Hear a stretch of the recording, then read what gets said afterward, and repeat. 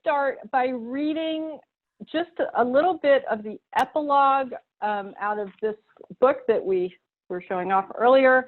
And it sort of captures a moment in time in the development or the life of Hamilton the musical, which, as you must know, came into being when we had President Obama in the White House, and that was a specific sort of context for the show, and now we have a different context, so many different contexts, but I think this just kind of helps set that stage. So it starts, the Black first president exited, the first Black president appeared. On November 2nd, 2015, Chris Jackson and his castmates stood gaping off stage left as Barack Obama entered from stage right. The president, the real one, not the one Chris plays in the show, smiled and waved, waiting for the entrance applause to end. "What did I miss?" he said, because Barack Obama is hilarious and never likes to be upstaged.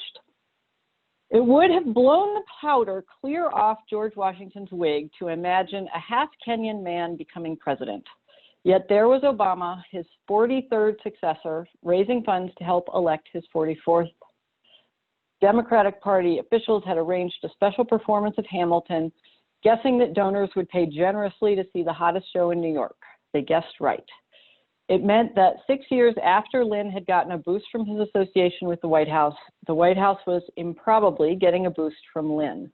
Obama teased the audience about it. "You write a check and you listen to some boring politician talking. Now that's commitment," he said.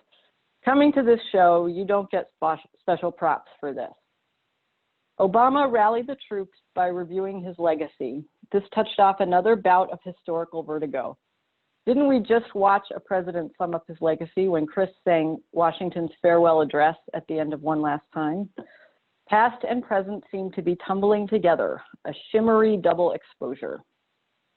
And I think that image of a shimmery double exposure really encapsulates a lot about Hamilton then, and even more so maybe now, and also, you know, it sort of resonates with me for this moment that we're in right now, which feels very unreal in so many ways. So in order to get ready for watching the film version of the stage production of Hamilton, I thought maybe it would be interesting to start by talking about the very first performance of the song from the show, which was at the White House in 2009. And people who have taken my class have already heard this, but you will get more out of it this time, I'm sure. Now, I'm going to try to share my screen, and I'm a little worried that you won't be able to hear. So if you can't hear, we will do something different, but I hope that you will be able to. Okay. Oh, and you have to enable screen sharing for me or make me a co-host or something. See, this is just like live theater. You never know what's going to happen.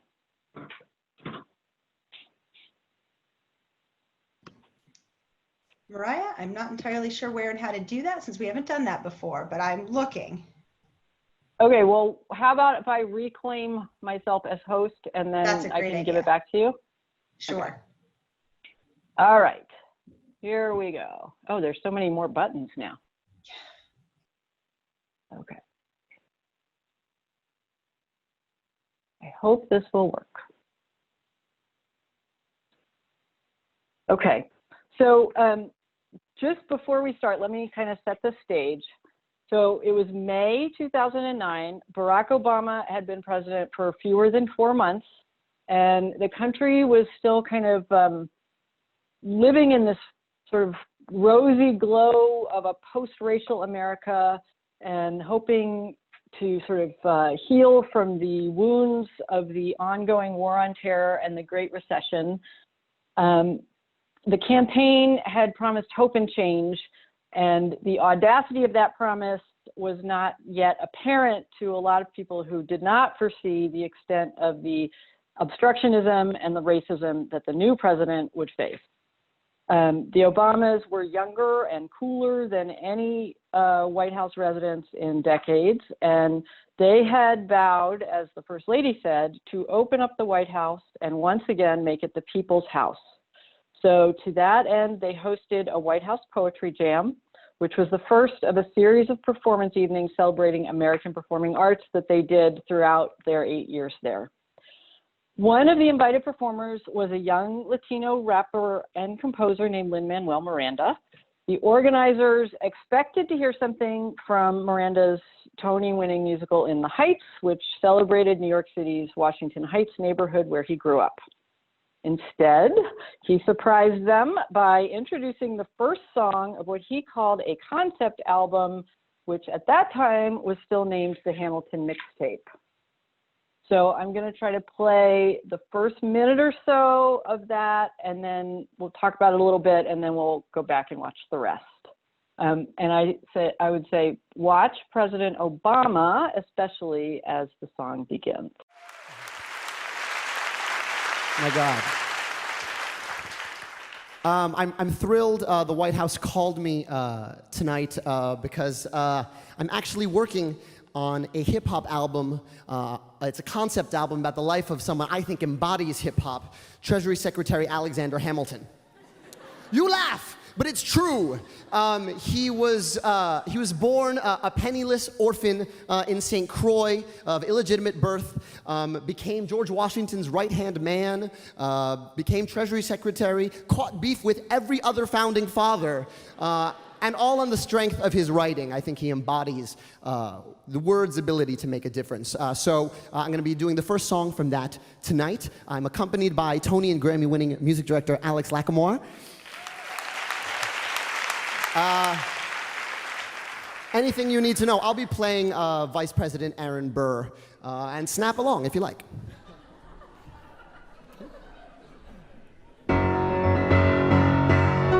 How does a bastard orphan son of a whore and a Scotsman dropped in the middle of a forgotten spot in the Caribbean by providence, impoverished and squalor, grow up to be a hero and a scholar? The $10 founding father without a father got a lot farther by working a lot harder, by being a lot smarter, by being a self-starter. By 14, they placed him in charge of the trade and charter.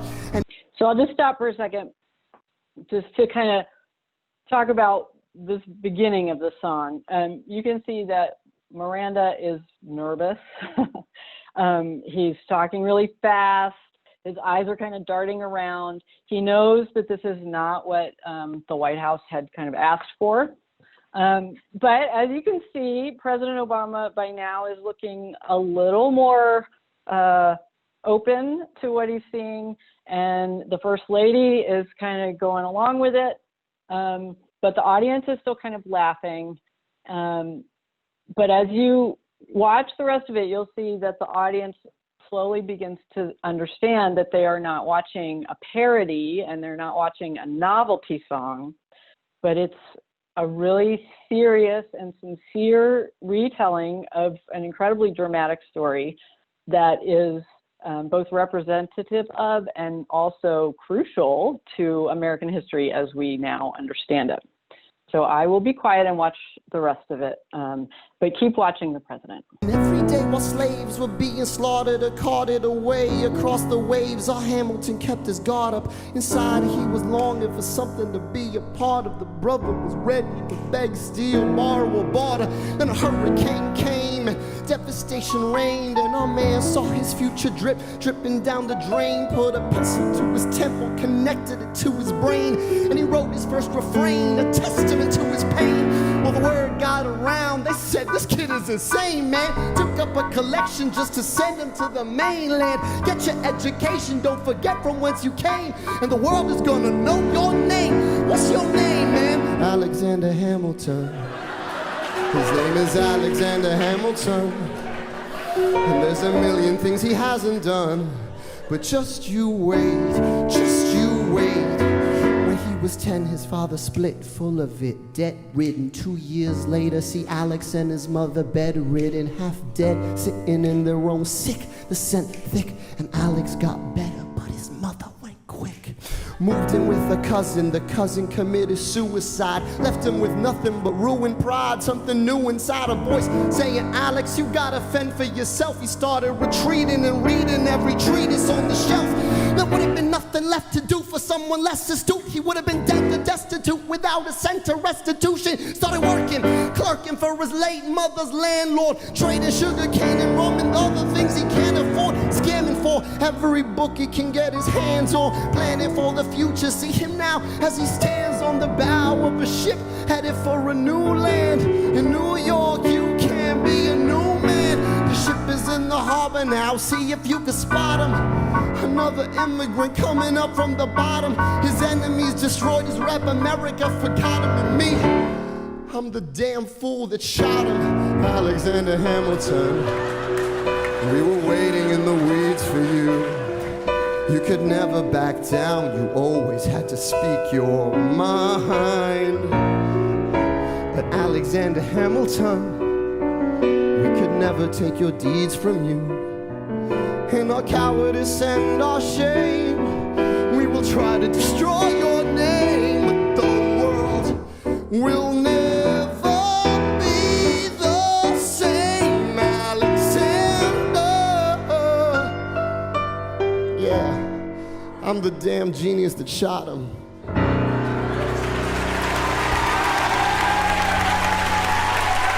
Thank you. And as you can see, President Obama has totally been won over by this performance. And I am going to stop sharing my screen and give the hosting back to Anne, and then we can keep going. How do I do that?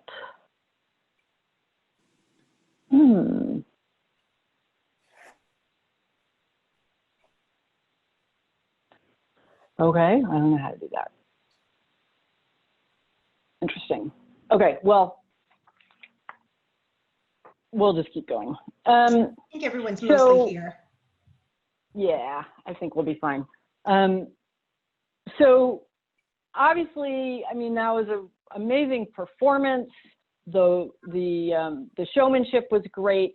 The rhymes are clever and exact, and you know, Miranda's a Broadway performer. He knows how to work an audience and bring them in. But I think that the significance of that performance goes beyond the performance value. Even in the first minute or two of the song, you can hear kind of the whole sweep of American history, but also very specific parts of contemporary American politics and culture. Things like racialized immigration, social and economic inequality, gun violence, freedom and democracy, what it means to be an American are all kind of embedded in those verses that are so finely crafted and come at you so quickly. And the audience can see and hear all that, and that's what takes it out of the realm of just a cool performance. The presentation of Hamilton's life story, which at the time was maybe not certainly as well known as it is now, as the embodiment of hip hop, was more than just like bringing history alive or making it accessible. Because if that was what was happening, the White House would not have been the right place to do it, right? Even though the Obamas were young and hip, the White House was still a pretty conservative place of sort of a container for American history as it is officially understood. Those gold curtains and the fancy chandeliers don't really bring to mind a young hip hop audience that needs to be introduced to Hamilton's story. The audience that night knew the story, and so that wasn't the risk. The subject matter was a known quantity, but the way that it was delivered in 2009 was the challenge. In her remarks that evening, Michelle Obama said, "It is one thing for people to tell their stories in their own spaces and quite another for those stories to be welcomed into this space." And with this performance of this song, Miranda kind of, he claimed the dominant narrative of US history as a story that belonged to people of color and to the form of hip hop right there in the White House.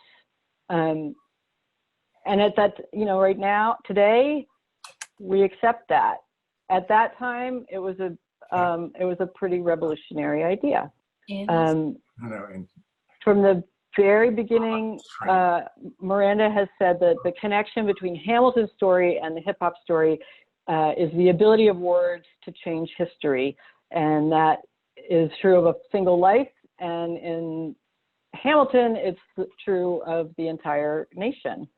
The story of a young boy born into dire circumstances who uses the power of his own words to kind of claw his way into the very upper reaches of American colonial society is very similar to the life stories of some of the icons of hip hop culture, as is Hamilton's famous self-importance and arrogance and his feuds and even the kind of underlying prejudice that he faced because of where he was born and the circumstances that he was born into, and even his death by gun violence evokes the lives of some of Miranda's hip hop heroes, including some like Tupac or Biggie Smalls, who were brilliant and whose lives ended early and tragically. So Hamilton has been called revolutionary because it uses color conscious casting and it uses musical genres that are not that frequently seen on the Broadway stage. But I would suggest that in 2009, the revolutionary thing about Hamilton was not that it was a hip hop musical, but that it expanded the boundaries of what hip hop could talk about. And you know, from the vantage point that we have now in 2020, at least partly because of Hamilton's influence on public imagination, even the most conservative sort of gatekeepers of art and culture cannot credibly say that hip hop has to be confined to contemporary African-American urban topics. Because of Hamilton, or at least partly because of Hamilton, kind of the dominion of white culture over the narrative of American history really doesn't exist anymore. Hamilton claimed the founding era as a story that belonged to hip hop and belonged to people of color just as much as to the rest of American culture and American life. And the fact that these ideas seem obvious today and that we are not startled by seeing images of people of color portraying the United States founding fathers is a demonstration of the power of one piece of art to both reflect and change the culture in a very short period of time. I mean, you know, we're talking about watching this show on Disney in a few days, which is, you know, pretty startling, really. So, and I would say it's so interesting to me, and the reason I told you to keep watching The President is because you can sort of see that transformation happen in Obama's face from the beginning of that 4-minute video to the end. So that was 2009. In 2014, Hamilton opened off-Broadway at the Public Theater. It almost immediately switched to the Richard Rodgers Theater on Broadway and was there until March I think, or maybe the 13th was the day that Broadway closed down. And they've just announced, I think yesterday, that Broadway will remain closed now until at least the beginning of the year. And I don't think there are any shows yet, including Hamilton, that have announced a reopening. And of course, as with so many, every other part of life, they're waiting and seeing, just like we're waiting and seeing. But in the meantime, this film is going to be released. It was planned for October of 2021, which I was surprised that it was even going to be that early. I thought it would be another 5 years because they, you know, up until March, they were making money on theater seats every night still. So I was surprised, but, you know, the show has been pretty well known for making efforts to increase accessibility from the very beginning. So maybe it's not that surprising. So at this point, it's almost 5:30 and I want there to be time for discussion. So I will, I guess I'll stop talking and let people ask some questions, and we can talk about watching the film in a few days or whatever. Oh, and I'm the host still, so I'm gonna have to unmute Anne, whose name is Greg. Oh my gosh, what's going on? And I can unmute me. We should probably be able to unmute others. There. I think I made you the host again, so. Okay, and I'm checking the chat, but fumbling around. I don't see any questions necessarily yet. Okay. Oh. Sandra has a question. All right. Mariah, can you unmute Sandra? I guess, oh no, yeah, I need to. Be able to. But she actually sent me a chat. Can Mariah say more about her statement that the message was loaded with history, politics, values, challenges, the arts, and community, a perfect fit with RiverArts' mission, so aimed and appreciated by adults. So why does it appeal so fiercely to kids? And do they get more than the hip hop beat? That's a really good question. And I think that you're right. One of the things that is a little bit magical about this show is that it does appeal to people across, you know, the spectrum of ages, from little teeny kids to, you know, everybody. So part of the reason for that, I think, is because it does have this kind of marriage of topic and form.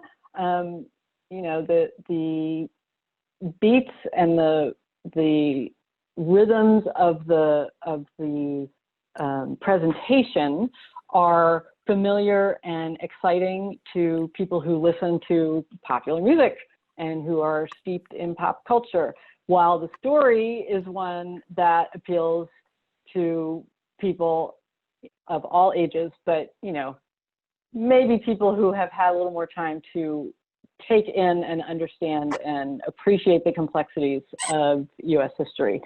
So I think that's part of it. And, you know, Miranda was a teacher.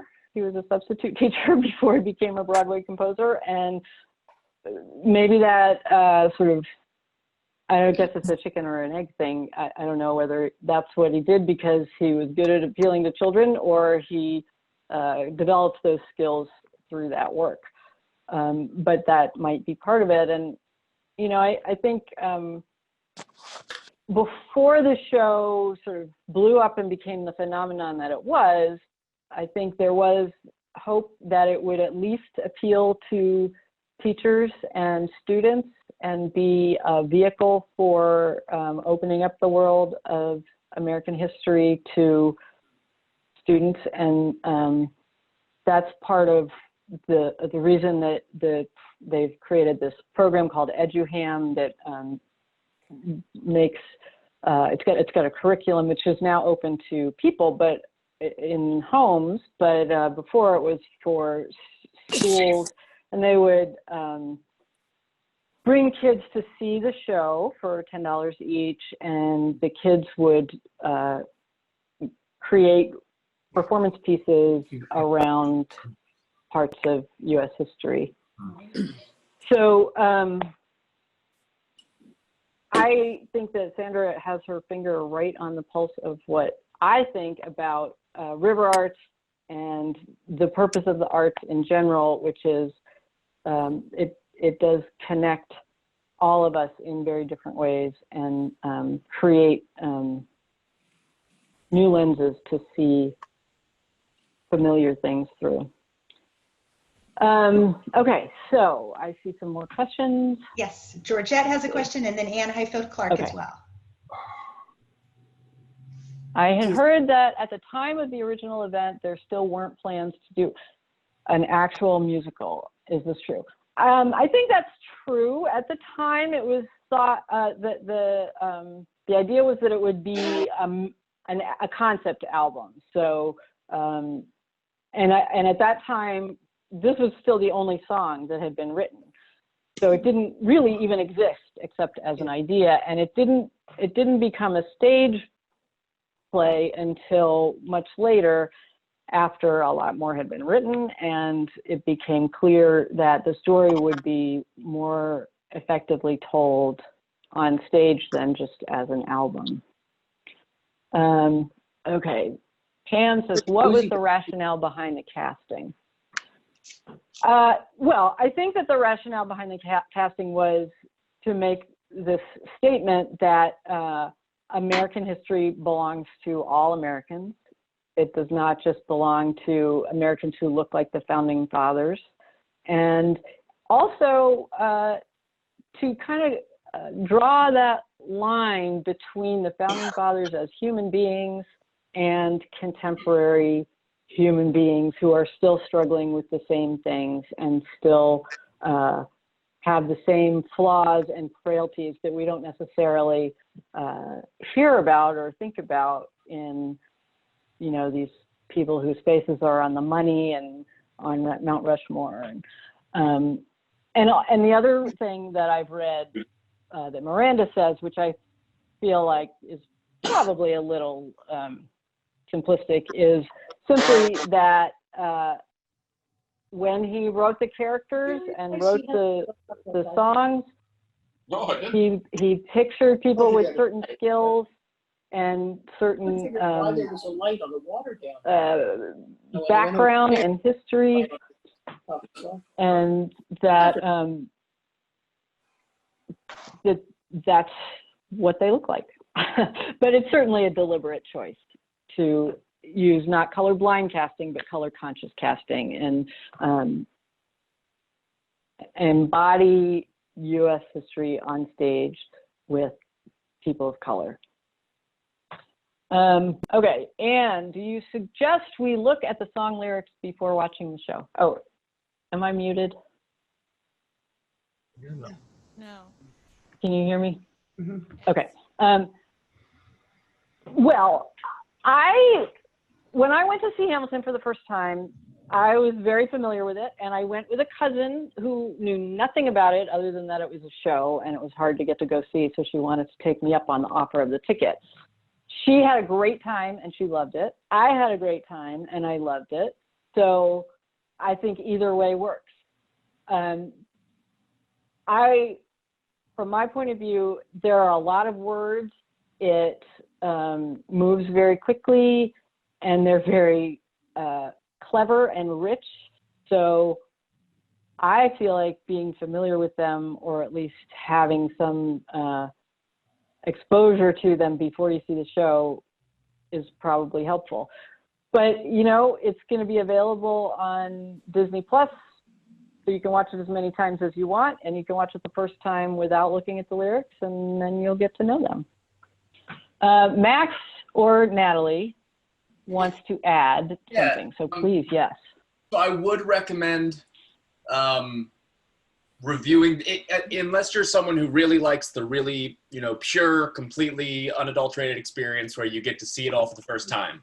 I would really recommend taking a look at the lyrics, because the thing that's so fascinating also about what Lynn did with this show is this amount of story, right? This amount of plot does not fit into the classic structure of a musical with the ballads and the longer scenes and the way that words are spaced out in classic musical theater. There's just too much content to fit in those songs. So what Lynn did is he was able to fit that much story by using a style like hip hop, where he's able to speak quickly a plot of just massive amounts of information that all fit into this, 2.5 hour, 3 hour long show. So it is quick and there's a lot you can miss. So I would definitely recommend, unless you are able to go see it multiple times, you lucky dog you, then you should definitely check it out for your first viewing, because there's a ton there. Yeah, I mean, for me, that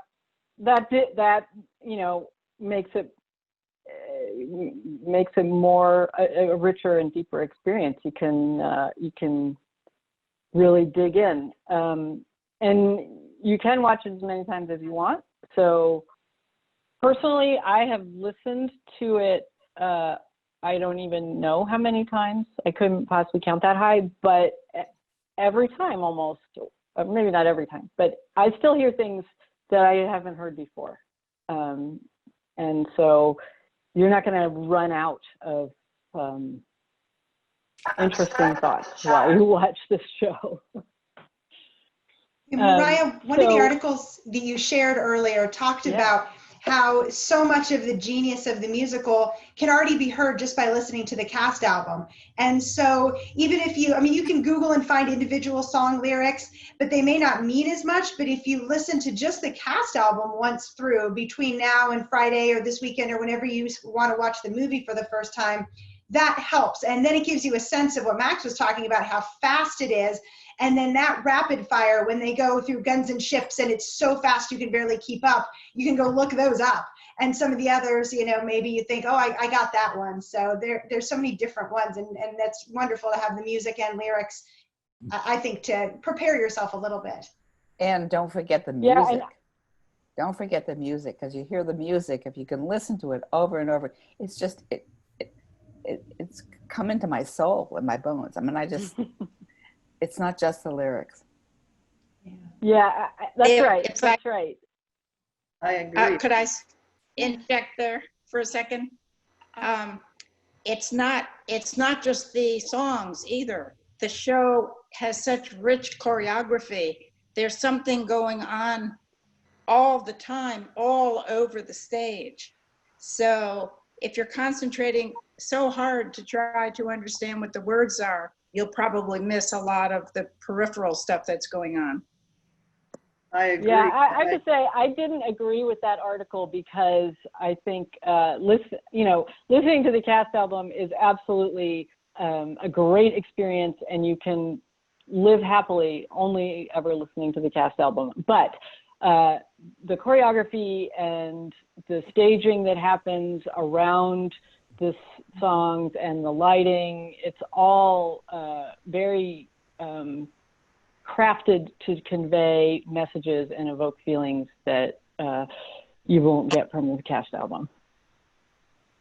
In the comments, Max has mentioned, you can watch it with subtitles when you watch the movie, and Elizabeth has provided a link for songs and lyrics. So take a look at the chat, and then we can also follow up with an email after the salon. Yes, absolutely. And I would say when, I don't know about you, but I'm a knitter and I often like to knit as I'm watching TV, but I would not plan on doing that in this case, because there's too much to look at. There's too much to see. And it's all, each piece is part of the whole. Mariah, one question. Yeah. Is there any sense of the diversity of the audiences who get to see it? I don't know that anybody records any of that, but I just wondered what the sense of it is. Is it mostly, white Caucasian audiences who are going, and, obviously the expense and so on is a whole matter as well. But at any rate, your comments on that. That's right. Yeah, so Broadway is not a very accessible art form or location, tickets are expensive, and tickets to Hamilton are really expensive and also hard to get.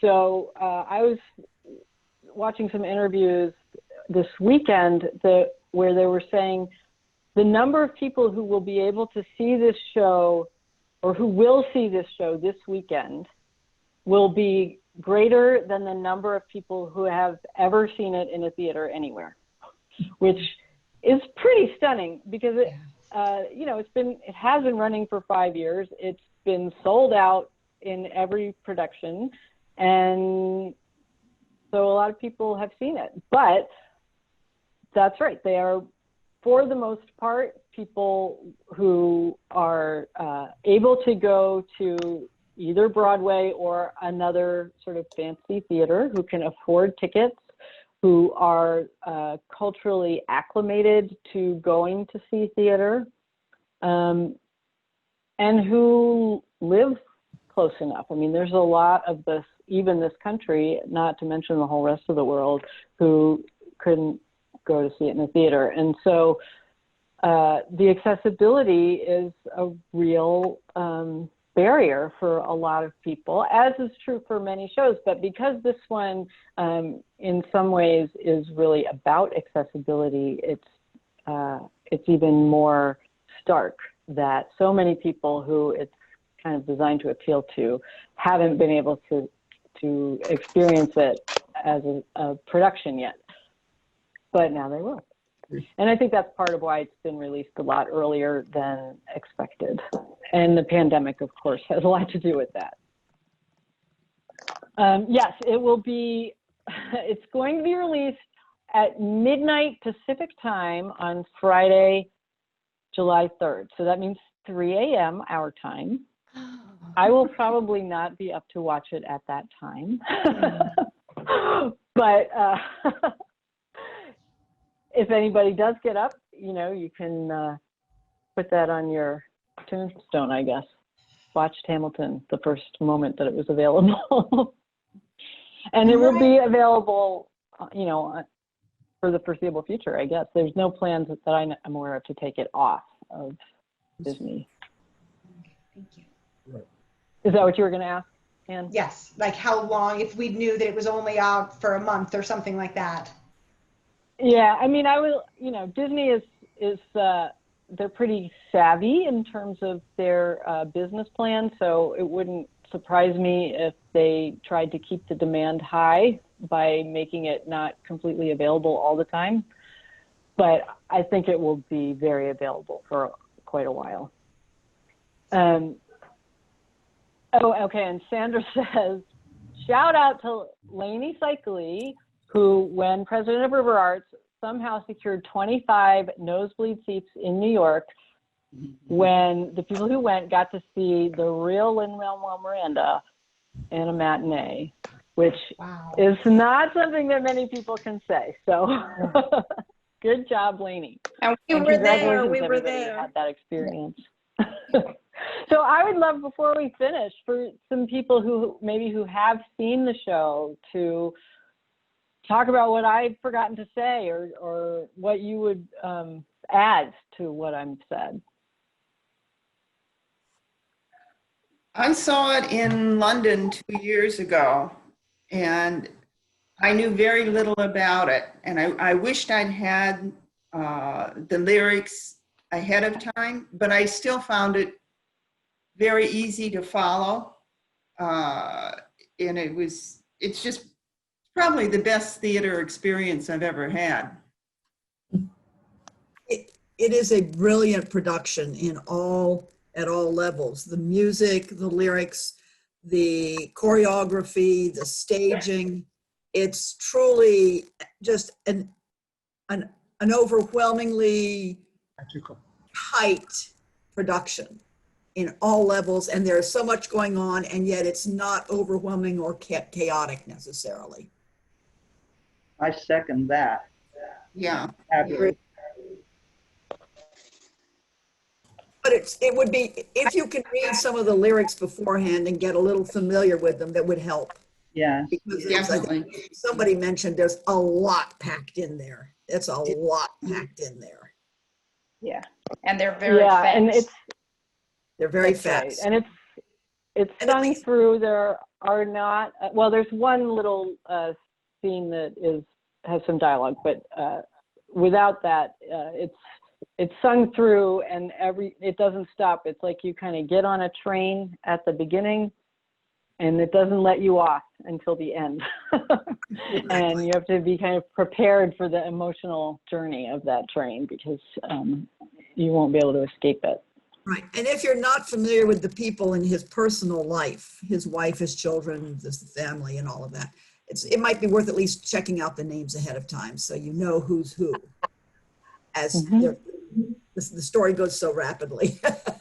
Yes, and some of the two parts might be played by the same character in several instances too. Yes.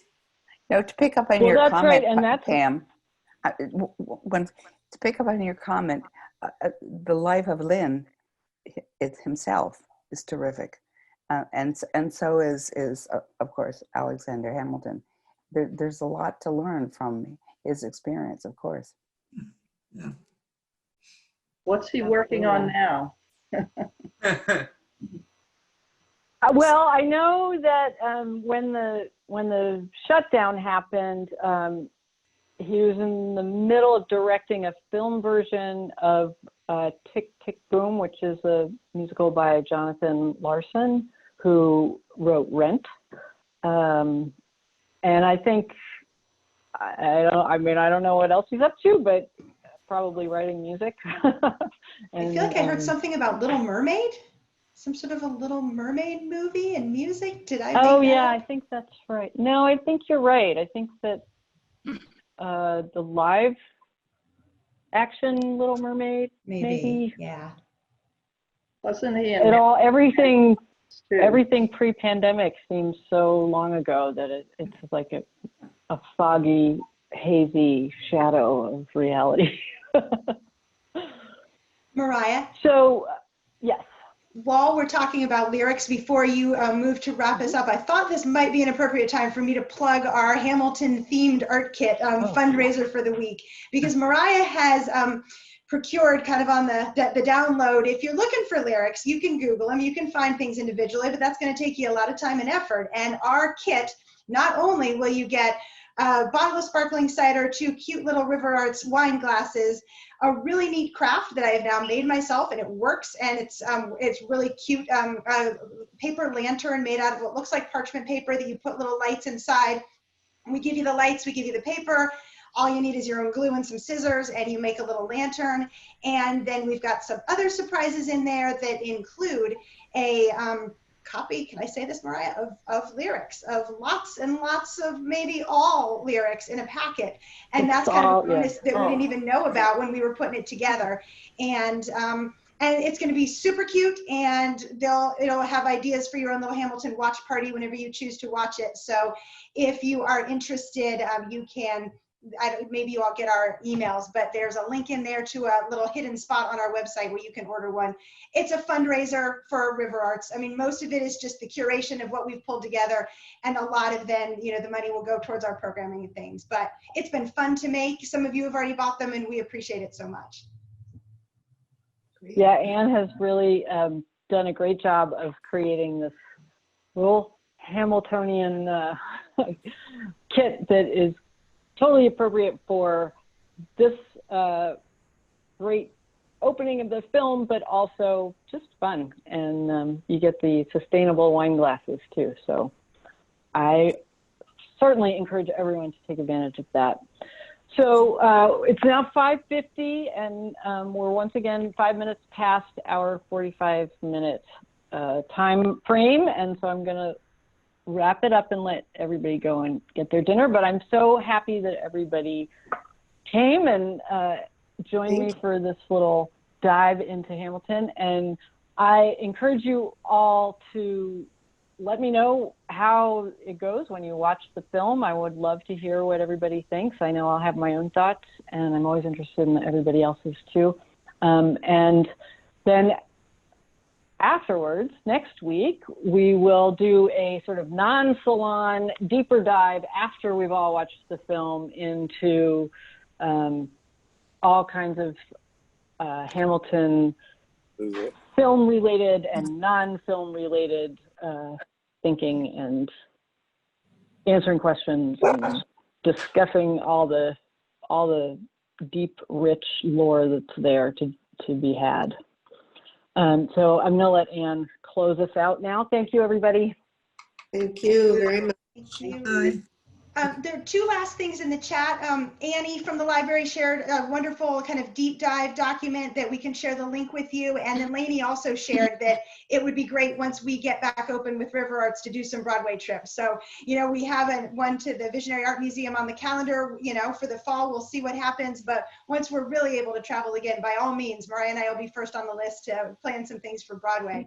I was going to leave you with a toast. Mariah and I were talking about toasts in Hamilton, and there's a very obvious one that goes with our Raise a Glass to Freedom for First Friday and Independence Day and Hamilton this Friday, that a quote partly from the song called The Story of Tonight.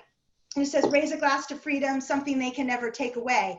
However, as I was looking up the exact lyrics for that earlier to make sure I got it right, I remembered there's another toast in Hamilton, and that's my favorite one. So we're going to go with a toast to the groom, to the bride, from your sister who is always on your side, and then here for us, to your union and the hope that you provide. May you always be satisfied. Cheers and enjoy Hamilton. Cheers. Cheers, everybody. Thank you. Thank you, Mariah.